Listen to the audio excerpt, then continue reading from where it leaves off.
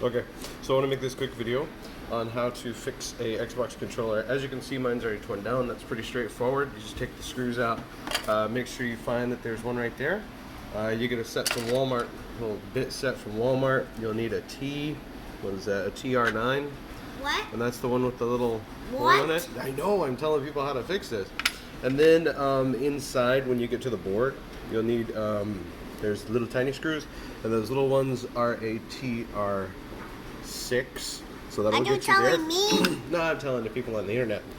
And also a good tip is to give you a little bit of tape and tape these motors in so they don't start flopping around. So once you get the two TR6s out of this board right here, you pull straight out on it and flip it over. That's what I've done here. So once it goes back together, you'll see that it flips over. Okay, you can go play Minecraft. So you flip this. Now, I'm kind of in the middle of the process, but I thought I might want to document this for people that want to do this. This is my original. Okay. This is my original. And I bought a bag of these for a couple bucks. Maybe $3 from China. These are supposedly just the replacements. They're supposed to work. It also said that they were good for PlayStation. I don't know. But anyway, they look almost the exact same.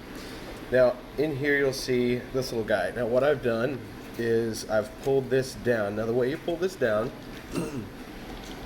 is you push in on the side here while prying at the top, and then push in on the side here, prying at the top. Now, what you'll have is once they come off, this thing actually,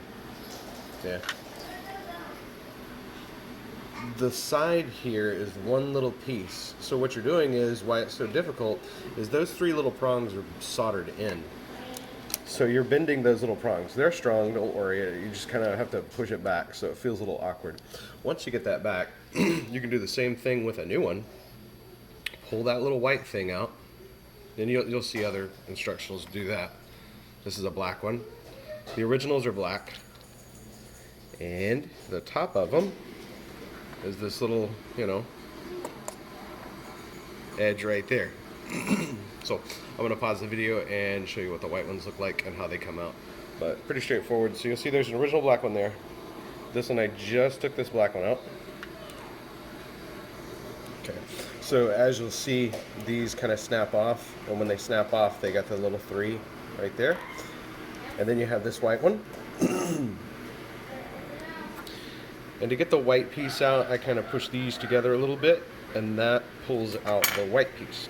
And keep in mind, you can buy just this white piece online from certain retailers, and they'll cost you like $4 just for this white piece. I believe it's $4, maybe $3. But when you can pay $3 and get a bag of these and just, pop them out. I don't see why not. So this is pretty straightforward. You'll see that the top has a flat edge, and it also has this little V right there, kind of a bend. That's because it touches that metal and decreases the resistance, so potentiometer. Yeah, you know how that stuff works. So you take this, you put it in there. I don't know, it's easier with these. But whatever, I'm holding the phone. It's pretty straightforward. You'll line that up, kind of snap it in there, goes in, and then snap it back together, and your controller should work, right? Good luck, but instead of having to solder all this mess, because you'd have to desolder everything from this one and then resolder this in. I don't want to do that. I'll do it, but I don't want to. There you go. Hope this video helps somebody.